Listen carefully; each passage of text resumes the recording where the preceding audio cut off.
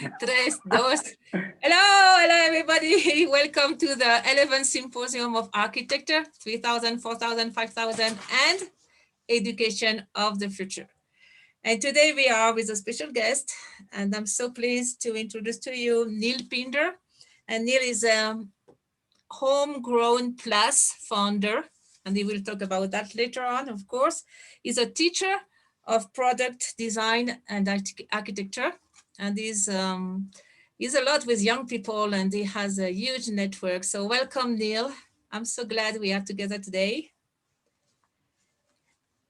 Would you like Hi, to, Noemi.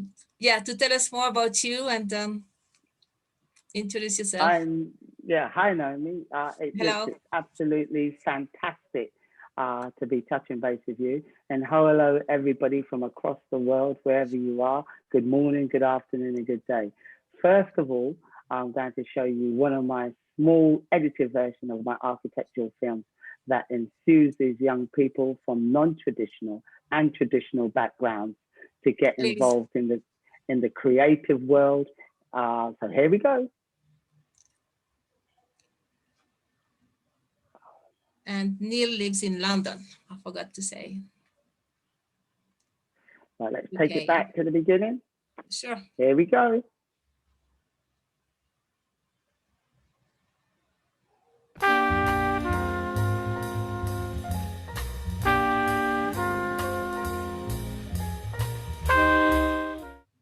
My name is Neil Pinder. I'm a product design and architecture teacher at Graveney School, South London, and I'm passionate about architecture. I've never worked with, been taught with, or another black person in architecture since 2009. I've never had a black tutor, I've never had a black co-tutor, I'm the only black tutor at the LSA. I've never worked with a black person in 6 years of practice. I don't think I've ever had a black client either. The profession is absent of people that don't like me. I've always been interested in architecture, but unfortunately, when I was younger, I never really knew what architecture was. So studying with Mr. Pinder for me was super important to where I am now, purely because he opened up my eyes to what design, architecture, art is. What he does is he exposes people to industries otherwise wouldn't have been exposed to. So it's the first time you get to meet an architect. It's the first time you get to talk to one or visit a building. It's the first time you get to draw in a way that you wouldn't necessarily know that you have to draw. He basically exposes you to experiences which are unique, that most other school kids don't get to have, and it tools you up with the knowledge to be able to apply it again to School of Architecture. On a sunny day in October, a group of Year 13 students from Graveney School in South London took time out from their half-term holidays to attend a workshop at the offices of Karakusevich Carson. The students will spend the rest of the morning studying the built environment around the biscuit factory, the buildings, the materials used, and the texture of those materials. This is maybe the first time that some of them have had the experience of actually coming out on site, working in conjunction with a practice, and also being able to see people interact with the buildings, to be able to get rubbings of buildings, to be able to look at proportion, scale, size, which way the sun comes in, and actually study buildings that they've never looked at in such a way before. They've got 2 hours to complete the project, deploying a variety of materials, including pasta, bubble wrap, cellophane, and of course, biscuits.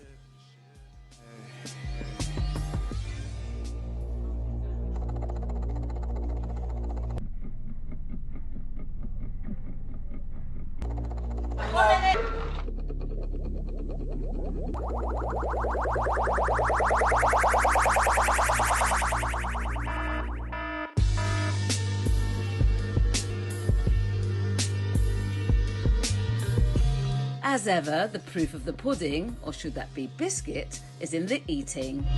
So what did our Graveney School students make of their day at Karakusevich Carson? What I've liked about today is it does kind of reach on what you do in industrial design as well as in architecture. So it will help me to develop my design skills and stuff. There's a risk that diversity becomes a box-ticking exercise. It's about inclusiveness for its own sake. Separation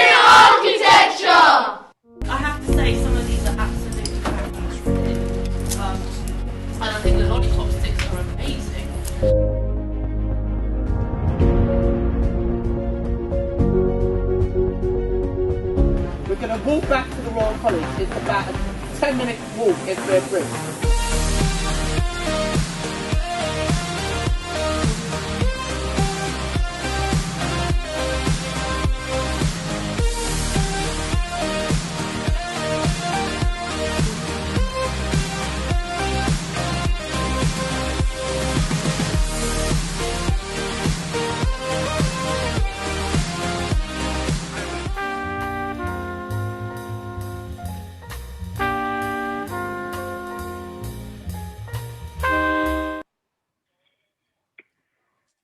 Right. Beautiful. Thank you. Thank Your you. students look so happy and free and blossoming. The thing about it is that young people love to be creative, and every one of us, we have a creative streak or we have a creative gene in us, but it's sometimes suppressed by people who want us to be more academic. So what I try and do is connect with young people and say to them, you can make anything you want to make. You can draw anything you want to make. You can design anything you want to make. And all I do is tool them up. I give them the certain bits of skills that they need to know, learn how to measure, how to look at perspective, look at dimension, look at scale, look at ratio, which all encompasses math. And learn and putting that together with learning how to draw into the right perspective, putting that together, learning how to make models to the right scale. So model making is a crucial stage because it's transferring from the 2-dimension into the 3-dimensional, which is really important. Don't matter how big, how young, how small you are, how old you are, when you draw something, it's not until you start to turn it into the 3-dimension do you see the mistakes, or you can see how you can improve it, or it may be not be the right scale, proportional size. So this is what I try and do. I try and give students the confidence that they can do anything. And I've got a saying, creativity changes lives and creativity saves lives because it allows you to express your inner feelings, whether on paper, drawing, or writing. Creativity saves lives. Yeah. And we can go on with creativity and find solutions for everything. Yes. So definitely. we are not afraid. And if we are not afraid, we are confident. And if we are confident, we are more creative. And it's endless. Yeah. And the thing is, the system does not want us to be creative, because when we are creative, we can think outside the box. And the system wants us to think inside that little box, no matter what country you are, what world you live in. They want you to think in that little box so they can keep control. But the artistic people, the people who show creativity, they're looking at things from another dimension, another era, and the past, the present, the future. They're looking at joining different cultures together. They're asking questions all the time. So this is why we have to bring out the creativity in every one of us. We all possess it. It's just a matter of exploring, digging it out, and letting it run free. Yes, definitely. We have one question for you, Neil. We know you are always with young people and you have a huge network. What do you see in young people? What do they need? What are their strengths as well? And what do you expect from them in the future? Because they are going to be the new leaders as well. Well, the strength for young people, it's limitless. They have so many different things. Like at the moment, all my young people are teaching me technology, which we of a certain era are a bit behind the pace. So they show you exactly. They show you things which you think to yourself, only if, but they find it so quick and they're so fast, and we're always trying to catch up. But at the same time, we show them that there's different ways to do things. And there's the digital world and there's the traditional world. And you can combine the two together so that you have people who can draw in CAD, people who could use, different software to design. But at the same time, you need the person who can just make it. because if you can't make it, you're still nowhere to be seen in the greater picture of things. So this is why we need them to show us, we show them, and have this perfect collaboration of the new and the old coming together, working together as one throughout the world, and enhancing our talents and moving forward so that we can get the best from us as human beings and the best from us as people. So the future, I see the future is really bright with young people, just giving them the opportunity and giving them, just say to them, do what you do, but bear in mind this, and it's good in their hands. Don't forget, we were young ones and we were revolutionary ones and we thought outside the box ones. So it's to give them the same opportunities, to give them the same encouragement that some of us got from our parents, from our teachers. And teachers are quite important in this sort of scenario, because teachers are the ones who see the talent, they recognize it, and they're the ones who nurture it, whether they're teachers, lecturers, helpers. They're the ones who bring out the sparkle, the brightness, the diamond. Beautiful. Yes, definitely. And I wish your message will go all around the world with this symposium and much more. Actually, you have more news for us. What's following up with this symposium of architecture, 3,000, 4,000, 5,000? So what we're working at this present moment as we speak with the fantastic Noemi as well. We're working on from small to big to small. So what we do after this symposium, which is big, but before that, we work in our little groups, which is small. We make these micro connections, whether we make them in school, whether we make them in university, whether we make them in our workplace, whether we make them in our social lives. We make little connections. And these connections of like-minded, creative people are always giving little bits of information to each other so that we change this, metamorphosize this, enhance this, etc., etc. But they're the small connections.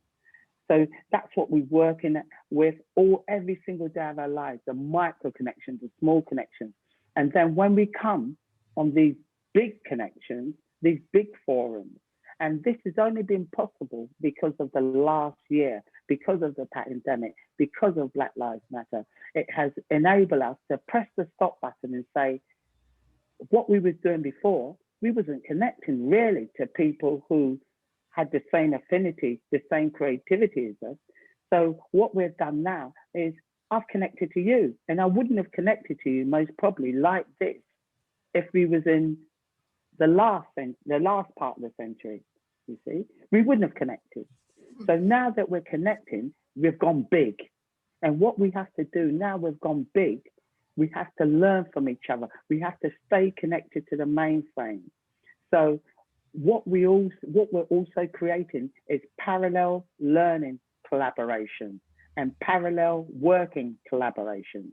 And within inside of that, we have to set up parallel working systems, which enable us to move around, to get together. We don't want to threaten the main system. We don't want to challenge the main system, because if we start to propose a threat as to be a threat to the main system, they will try and take us down. They will try and take us apart. So what we want is parallel working collaborations. I'm working with you, you're working with somebody else. This is how the big is. And then once we learn all of this, we go back to small again, which is our micro groups, where you will go back to your classroom and say, right, I've learned this. I will go back to my classroom and say, I've seen this symposium and I've thought to myself, let me take a bit of that, put in my classroom. So that's from small to big to small. And this is how we're learning. And if we start to connect like this on parallels, and we work out, as I said to you, parallel working collaborations and parallel working systems, then we will move ahead creatively, inspire people from all the way around the world to get connected to us like the way they're connecting to us right now at this very moment live. So that's one thing that from small But so to big. everybody's invited. It will be June and it's online and we can all make the groups and all that. So yeah, be aware in June, save the date, So- we will have this huge meeting. Too small, too big, too small. yeah, and And so something they else can, as well, right? yeah, and so they can also connect to me via LinkedIn. So on LinkedIn, Neil Pinder, connect to me. I'm always posting, and I'm always posting and liking this, liking that. I introduce people to parametric architecture, design, etc. So you'll see all the posts from Neil Pinder, just linking to me, and we can connect with each other through that. And so that's in June. And then in July, which I know that Noemi, because she attended my last one, it's called GLAM Goes Global. And GLAM stands for Gucci, Louis Vuitton, Architecture, and Me. And what it is, it's to infuse young people to think outside the box. We've got these big multinational companies and everybody see their name everywhere. And they're like a diamond to a magpie. So magpie being the bird, yeah? And so what we do is we say to them, look, come and have a look. And once they have a look, it's a fusion between architecture and fashion and architecture. And we're doing GLAM Goes Global Summer Ball. So it will be another Zoom event worldwide. We ask everybody to collect all of their recycle, their waste. It's totally sustainable. So you don't have to buy anything. All you do, collect all the boxes that you have in your houses, all the cans, the metal, plastic, whatever, collect them all together. And on this specific day, we pair up architects and fashion people together, and then they come out and they're going to be making a wearable piece of architecture that they can turn in and wear. And we have a catwalk on, so it's over a weekend, a Saturday and a Sunday. And on the Sunday, you can strut your stuff on the catwalk. And if you're really good, you can have a little fizzy drink in your hand, pretending you're at a ball, and dance the night away. And I'm usually the DJ. So you are the DJ. I am the DJ. Great, wonderful. And if you want music, whatever your music you want to play, when you see the advert goes out on LinkedIn, get it, and it's all totally free by Eventbrite, and get your ticket. I'm the DJ. Tell me what music you like, and I'll play your tune so that you can walk and strut your stuff to whatever tune you are, wherever you are in the world. So we stay in touch to know exactly the date and how to connect. This is so important. Oh, and you have the book too, don't you? Of our common friend Sabrina Ben Salmi. She's a wonderful woman, the mother of 5 incredible children and young people. Do you have the book in your hand? Can we see the cover? It's a printed book, paperback. Yes, yes. How to future-proof your child, the new norm. Yes, I knew she would do that.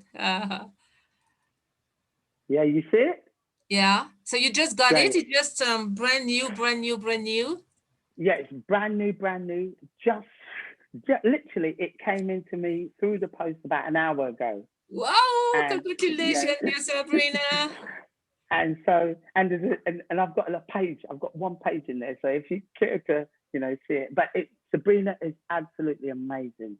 And I say to you, if you see this book online in Amazon, if you see this book anywhere, if you please get it. It's about how to future-proof your child. Basically, I got together with Sabrina and we was talking, how do we encourage our children, our students, to be more resilient because of this situation where people have lost jobs, they've lost time in school, some people have suffered from mental health issues because, we are social creatures and we like to connect, we like to talk, we like to touch, feel in love.